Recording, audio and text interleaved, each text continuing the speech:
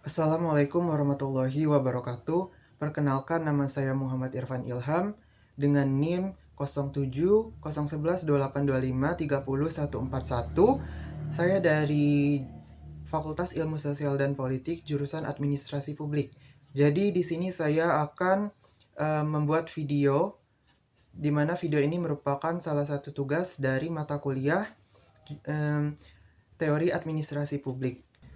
Baik, jadi di video kali ini saya akan menjelaskan tentang paradigma yang ada dalam administrasi publik. Nah, sebelum saya menjelaskan tentang paradigma yang ada dalam administrasi publik, saya akan menjelaskan apa itu administrasi publik terlebih dahulu. Nah, jadi apa sih administrasi publik itu, teman-teman? Jadi, ilmu administrasi publik itu merupakan suatu ilmu di mana ini mempelajari tentang bagaimana pemerintah mengolah suatu kebijakan, organisasi, ataupun juga tentang pelayanan kepada masyarakat.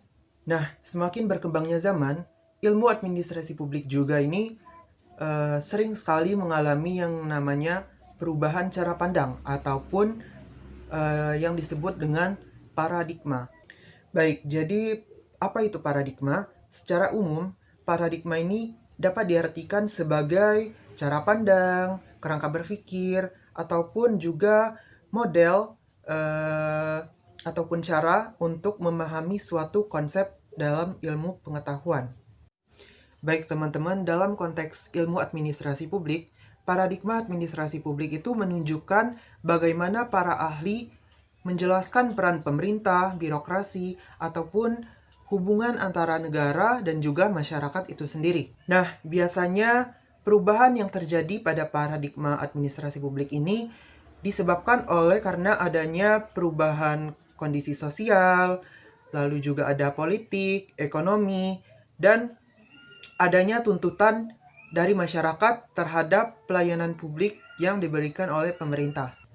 Nah, dengan adanya banyak sekali perubahan dalam paradigma ilmu administrasi publik, ini menunjukkan bahwa ilmu administrasi publik itu merupakan suatu ilmu yang dinamis dan juga cepat berkembang karena mengikuti perkembangan zaman. Baik, jadi pada awalnya administrasi publik itu lebih menekankan pada sistem birokrasi yang terstruktur dan berorientasi pada aturan. Namun, seiring berjalannya waktu, muncul berbagai kritik terhadap sistem tersebut karena dianggap terlalu kaku dan juga tidak mampu untuk menjawab tantangan yang ada dalam masyarakat. Dimana oleh karena itu, para ahli itu mulai mengembangkan paradigma baru yang lebih menekankan pada efisiensi, kinerja organisasi, serta partisipasi masyarakat dalam suatu pemerintahan. Lalu juga dalam perkembangan administrasi publik ini terdapat 3 paradigma di mana ini sangat penting dan sering dibahas dalam administrasi publik. Jadi ketiga paradigma itu merupakan yang pertama ada Old Public Administration atau yang dikenal dengan OPA. Lalu yang kedua ada New Public Management atau NPM. Yang ketiga ada New Public Service atau NPS. Jadi ketiga paradigma ini itu menunjukkan bahwa perubahan cara pandang dalam mengelola pemerintahan telah mengalami banyak perkembangan. Baik, jadi saya akan menjelaskan ketiga paradigma tadi secara rinci dan juga kekurangan dan juga kelebihannya akan saya jelaskan. Jadi yang pertama itu ada Old Public Administration atau OPA. Jadi Old Public Administration ini itu adalah paradigma administrasi publik di mana dia ini berkembang pada abad ke-19 di pertengahan abad ke-20. Nah, jadi paradigma ini tuh muncul ketika pemerintah itu mulai membangun sistem birokrasi modern yang tujuannya itu untuk mengelola organisasi pemerintah secara lebih sistematis dan juga profesional. Nah, paradigma ini itu dipengaruhi oleh teori birokrasi dari Max Weber. yang menjelaskan bahwa organisasi pemerintah harus memiliki struktur yang jelas, aturan yang tegas, dan juga pembagian tugas yang teratur. Di mana tujuannya itu agar suatu organisasi bisa berjalan secara efektif. Lalu juga gagasan ini tuh membahas tentang pemisahan antara politik dan juga administrasi. Jadi Woodrow Wilson menyatakan bahwa administrasi publik harus dijalankan secara profesional dan tidak boleh dipengaruhi oleh kepentingan politik. Nah, dalam paradigma ini juga itu birokrasi dipandang sebagai alat utama pemerintah juga dalam menjalankan kebijakan publik. Oleh karena itu, administrasi publik lebih menekankan pada keteraturan organisasi, kepatuhan terhadap aturan, serta efisiensi dalam pelaksanaan tugas administratif. Baik, jadi adapun karakteristik dari OPA itu sendiri.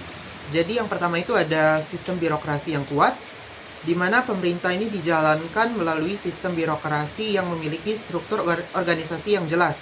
Jadi setiap pegawai itu memiliki tugas dan tanggung jawab yang telah ditentukan secara formal. Yang kedua ada hierarki organisasi.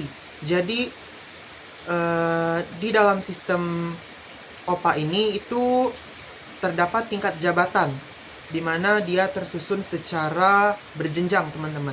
Jadi urutannya itu mulai dari pemimpin hingga pegawai ataupun pegawai tingkat bawah yang lain. Jadi hierarki ini bertujuan untuk memudahkan koordinasi serta pengawasan dalam organisasi. Yang ketiga itu ada ketaatan dalam aturan. Jadi dalam kegiatan administrasi yang dijalankan itu berdasarkan pada peraturan dan juga prosedur yang telah ditetapkan. Yang keempat itu ada administrasi bersifat netral. Nah, jadi pegawai pemerintah itu harus bersikap netral dan profesional, di mana mereka tidak boleh terlibat dalam kepentingan politik. Yang kelima itu ada pemerintah sebagai penyedia utama pelayanan publik. Jadi hampir seluruh masyarakat itu kebutuhannya disediakan oleh pemerintah. Baik, tentunya dalam paradigma OPA ini terdapat kelebihan dan juga kekurangan masing-masing. Jadi kelebihan dari Old Public Administration sendiri itu yang pertama ada sistem administrasinya menjadi lebih teratur dan sistematis. Yang kedua adanya kepastian hukum dan juga kepastian hukum dalam penyelenggaraan pemerintahan. Yang ketiga ada pembagian tugas dan dalam organisasi sehingga tugas yang diberikan menjadi lebih jelas. Yang keempat ada pengawasan terhadap pegawai. Ini bisa menjadi lebih mudah karena adanya struktur hierarki. Jadi lanjut ada kelemahan dari OPA itu sendiri. Yang pertama itu proses birokrasi seringkali lambat karena terlalu banyak prosedur. Yang kedua, organisasi pemerintah menjadi kaku dan juga sulit beradaptasi dengan perubahan. Yang ketiga, pelayanan publiknya itu kurang memperhatikan kebutuhan masyarakat. Yang keempat, pegawai pemerintah cenderung lebih fokus pada aturan dibanding hasil dalam pelayanannya. Nah, lanjut ke paradigma yang kedua itu merupakan New Public Management atau NPM. Jadi, New Public Management ini adalah suatu paradigma administrasi publik di mana dia berkembang pada tahun 1980-an. Nah, paradigma ini muncul karena adanya kritik pada birokrasi tradisional yang dianggap tidak efisien lagi dan juga terlalu birokratis. Dia juga ini sifatnya kurang responsif terhadap kebutuhan masyarakat. Oleh karena itu muncullah NPM. Nah, paradigma ini dipengaruhi oleh konsep manajemen sektor swasta yang menekankan efisiensi, efektivitas, dan pencapaian hasil. Jadi, NPM ini bisa disebut mengadopsi nilai-nilai dari sektor swasta. Adapun karakteristik New Public Management, yang pertama itu dia berorientasi pada hasil dan kinerja. Jadi, kinerja dalam suatu organisasi haruslah diukur berdasarkan hasil yang telah dicapai, bukan hanya berdasarkan pada proses administrasi. Yang kedua ada penerapan prinsip manajemen sektor swasta. Jadi, dalam paradigma ini itu mengambil ataupun juga mengadopsi nilai-nilai yang berasal dari sektor swasta. Yang ketiga ada kompetensi dan dalam pelayanan publik. Jadi pelayanan publik tidak dilakukan oleh pemerintah tetapi juga dapat melibatkan sektor swasta atau organisasi non-pemerintahan. Yang keempat ada desentralisasi organisasi, di mana ini pengambilan keputusan tidak hanya dilakukan pada pemerintah pusat, tetapi juga diberikan kepada unit-unit organisasi yang lebih kecil agar dia lebih fleksibel. Lalu yang kelima ada pengukuran kinerja yang jelas. Jadi dalam organisasi publik harus memiliki indikator kinerja yang tujuannya itu untuk menilai suatu keberhasilan program pemerintah. Yang keenam ada efisiensi penggunaan sumber daya. Jadi pemerintah harus menggunakan sumber daya yang tersedia itu secara efisien atau hemat agar bisa menghasilkan pelayanan publik yang maksimal. Baik, jadi adapun kelebihan dan kekurangan dari NPM ini sendiri. Yang pertama itu ada kelebihan, di mana kelebihannya itu pelayanan publik menjadi lebih efisiensi atau efisien. Yang kedua, organisasi pemerintah menjadi lebih fleksibel. Yang ketiga, pemerintahnya itu lebih fokus pada hasil dan kinerja. Yang keempat, penggunaan anggaran itu menjadi lebih efektif. Lalu ada kelemahan dari NPM itu sendiri. Yang pertama, ini terlalu menekankan efisiensi seperti dalam sektor bisnis. Jika terlalu menekankan pada efisiensi, itu biasanya hasilnya akan kurang efektif. Yang kedua itu nilai-nilai pelayanan publik dan demokrasi kadang kurang diperhatikan.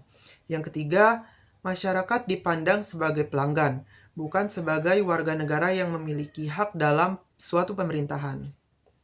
Baik, jadi yang terakhir ini ada NPS atau New Public Service. Jadi NPS ini muncul pada awal tahun 2000-an, di mana ini muncul karena sebagai respon terhadap keterbatasan paradigma sebelumnya, yaitu NPM. Jadi paradigma ini dikembangkan oleh Janet V. Denhart dan juga Robert B. Denhart. Nah, paradigma ini tuh menekankan pada tujuan utama administrasi publik, yaitu melayani masyarakat sebagai warga negara, bukan sekadar meningkatkan efisiensi dalam organisasi. Adapun karakteristik dari New Public Service ini yang pertama melayani warga negara. Jadi pemerintah haruslah mengutamakan kepentingan masyarakat sebagai warga negara yang memiliki hak dalam pemerintahan. Yang kedua ada partisipasi masyarakat. Jadi masyarakat itu harus dilibatkan dalam proses pengambilan keputusan publik. Yang ketiga ada nilai demokrasi.